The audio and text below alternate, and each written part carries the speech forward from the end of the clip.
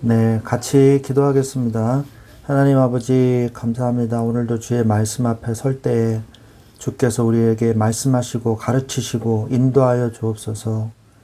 예수 그리스도의 이름으로 기도합니다. 아멘. 네, 하나님의 말씀은 사무엘하 3장 1절 말씀입니다. 사무엘하 3장 1절 말씀 보겠습니다. 사울의 집과 다윗의 집 사이에 전쟁이 오래매 다윗은 점점 강하여 가고 사울의 집은 점점 약하여 가니라. 아멘. 네, 오늘 말씀의 제목은 흥할 자와 망할 자라는 제목으로 우리가 사무엘하 3장 말씀을 묵상해 보기를 원합니다. 사무엘하의 전체적인 이 내용은 이제 사울의 집과 다윗의 집 사이에 전쟁이 길어지게 됩니다. 그 사이에 다윗은 점점 강해지고 사울의 이 왕조는 점점 약해지게 됩니다. 이 기간에 다윗은 헤브론에서 6 아들을 얻으면서 가문이 번성하게 됩니다. 그러한 사이에 이 이스보셋과 아브넬 사이에 갈등이 일어나게 되죠. 이 아브넬은 이스보셋에게 사울의 첩에 관한 일로 책망을 받게 됩니다. 이 아브넬이요, 사울의 첩과 통간을 하게 된 것이죠. 근데 왜 이것이 문제가 되냐 하면 사울 왕의 첩이었던 사람과 이 통간을 한다는 것은 이 사울 왕의 왕조에 대해서 내가 권위를 가지겠다. 사울의 왕조에 내가 도전하겠다는 것으로 받아들일 수가 있거든요. 그러니까 이스보셋이 물론 윤리적으로도 물론 잘못됐지만 이스보셋이 어째여 내 아버지의 첩과 통간하였느냐 하고 이것을 책망을 하게 됩니다. 그런데 아브넬이 부끄러워하기는커녕 이것을 분하게 여깁니다. 그래서 내가 유다의 개머리냐라고 말을 하죠. 이게 무슨 말이냐면 유다의 개라는 말은 이제 유다의 개 노릇을 한다. 그러니까 유다의 스파이 노릇을 한다. 이 말이죠. 그 스파이 노릇, 배신하는 사람들의 내가 우두머리라도 된단 말이냐라고 말을 하는 것이죠. 그래서 이스라엘을 이 사건으로 인해서 아브넬은 이스라엘을 다윗에게 넘기기로 결심을 하게 됩니다. 그리고 그는 다윗과 만나서 평화의 언약을 맺고 온 이스라엘을 규합할 것을 약속을 하죠. 그런데 뒤늦게 전쟁터에서 돌아온 요압이 이 소식을 듣습니다. 그리고 이 아브넬은 사실 자신의 동생의 원수죠.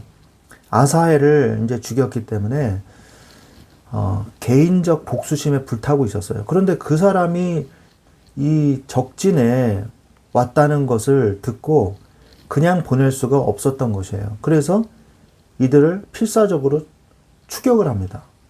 그래서 이 아브넬 무리를 데리고 와요. 핑계를 대서. 그리고 조용한 곳으로 가서 이 아브넬을 칼로 찔러 암살하는 이런 일이 벌어지게 되죠. 다윗은 이 소식에 매우 진노합니다. 그리고 요압을 벌하지는 않아요. 왜냐하면 요압이 군사력을 장악하고 있었기 때문에 함부로 말을 하지는 못합니다. 그 대신에 요압을 저주하고 온 백성 앞에서 진심으로 아브넬을 애도하고 국가장으로 그들을 애도하고 장례를 치러줍니다. 그러면서 자신이 죽이지 않았다는 것을 백성 앞에 드러내게 되는 것이죠. 이러한 사건으로 인해서 우리는 어떤 응답을 받아야 되겠습니까? 어쨌든 간에 개인의 원수를 갖고 내분이 일어나고 어쨌든 간에 이러한 사건과 문제들을 통해서 하나님은 사울의 집안의 그 가정과 왕조를 점점점 쇠퇴시키는 것을 우리는 볼 수가 있습니다.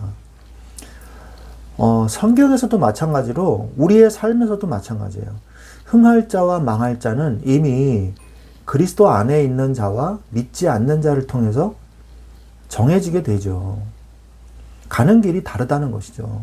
그러므로 우리는 인생을 어떻게 사느냐 애쓰기 이전에 내가 그리스도 안에 하나님의 언약 속에 복음 속에 들어있느냐 이것을 먼저 확인해야 돼요. 그리고 내 인생을 열심히 살아야 됩니다. 이게 정말 중요합니다. 내가 지금 어디 안에 있는가 이것을 먼저 확인하는 데에 집중하는 신앙생활을 하셔야 돼요. 언약 안에 있는 자는 어떻습니까? 성경에 보면 하나님이 함께하는 자였어요. 다윗은 여호와의 영에 감동된 사람이었고 여호와의 영이 항상 그와 함께하는 사람이었어요. 사무엘하 16장 13절에 보면 사무엘이 기름병을 가져다가 그 형제들 중에서 그에게 부었습니다. 그래서 여호와의 영이 다윗에게 크게 임하니라. 그날 이후로 사무엘이 떠나서 라마로 갔다. 이렇게 기록이 되어 있거든요. 그리고 다윗은 늘 하나님과 함께 했습니다. 다윗이 점점 강성하여 가고 만군의 하나님 여호와께서 함께 계시니라. 이 함께하는 축복이요. 다른 사람이 봐도 나타날 정도로 하나님이 함께 하셨어요. 다윗은 또한 하나님의 뜻대로 행하는 자였습니다. 하나님께 모든 것을 다 물어봤어요. 이 자잘한 것까지 다 하나님께 물어봤거든요. 그리고 당연히 전쟁 시에 그리고 내가 어디로 이동해야 될 때마다 항상 하나님께 물었습니다. 사무엘하 5장 19절 말씀에도 보면 다윗이 여호와께 여쭈어 이르되 내가 블레셋 사람에게로 올라가리이까 이렇게 질문을 하거든요. 그리고 5장 23절에서도 하나님께서 다윗이 여호와께 여쭈었더니 이르시되 올라가지 말고 그들 뒤로 돌아서 뽕나무숲 맞은편에서 그들을 기습하되 이 말씀이 나오잖아요.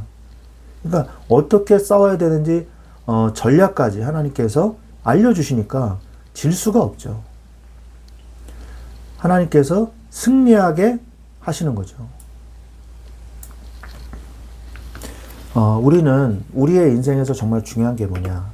내가 잘하는 것보다 하나님이 나를 인도하시는 게 중요한 겁니다. 이걸 잊지 말아야 돼요. 그래야지 근본적인 평안이 오게 되고 승리가 오게 되는 것이죠. 그렇다면 언약을 떠난 자는 어떻습니까? 사울은 사무엘상 16장 14절에 여호와의 영이 사울에게서 떠나고 여호와께서 부리시는 악령이 그를 번뇌하게 했다고 되어 있어요. 그리고 그의 가족과 가문은 어떻게 됐습니까? 전쟁으로 죽고 나중에 나오겠지만 이스보셋도 암살당해서 죽고 모두 죽어요. 그리고 나중에 기브온 주민들을 사울이 학살한 것을 들어서 사울의 이 친족들을 7명을 교수형으로 매달아 죽이라고 또 하거든요. 그때 또 죽어요. 하나님의 언약을 떠난 자, 하나님을 떠난 자는 결국 이렇게 되는 것입니다. 그들의 추종 세력은 또 어떻게 됐을까요? 사무엘하 4장 11절에 보니까 이 레갑과 이 바하나에게 대답하여 이르되 이 사람들이 이스보셋을 죽였잖아요. 그 하나님께서 이 두 명을 이용해서 이스보셋을 죽게 하셨단 말이에요. 그리고 이 사람들마저도 배반과 암살로 죽여놓고 그들도 그 죄악을 자신에게 돌리게 돼서 죽게 되죠. 하나님의 영이 역사하지 않으니까 그 빈자리를 다른 것으로 채우려고 발버둥 칠 수밖에 없습니다. 자신의 노력, 인본주의 이걸로 모면하라고 하거든요. 모면하려고. 그러니까 제사도 자기가 막 지내고 사울 왕이 재물도 가져오지 말라 그러는데 재물을 막 가져와서 개인의 이득을 위해서 가져온 거죠, 사실은. 그러니까 왕권과 체면을 더 중시하고요. 하나님 앞에 서지를 않았어요, 사울이. 그리고 끝끝내는 어떻게 됩니까? 귀신의 힘을 빌리죠. 엔돌의 신접한 여인을 찾아가지 않습니까? 그래서 이 죽은 사무엘을 불러오지만 그건 죽은 사무엘이 진짜 사무엘이 아니죠. 악신을 불러온 것이죠. 결국 이러한 말로를 맞게 되는 것입니다. 흥하는 자와 망하는 자, 하나님 언약 안에 있는 자와 하나님의 언약 바깥에 있는 자는 그 결말을 보면은 우리는 잘 알 수 있습니다. 열매를 보고 알 수 있다고 성경은 말씀하고 계시거든요. 사울이 비참한 최후를 맞이하고 그리고 다윗의 왕조는 더욱 굳건해졌거든요. 우리는 어떻게 해야 될까요? 하나님과 함께함에 더 집중하시기 바랍니다. 제가 초반 이 서두에서 말씀드린 것처럼 우리는 이미 그리스도의 반석 위에 서 있습니다.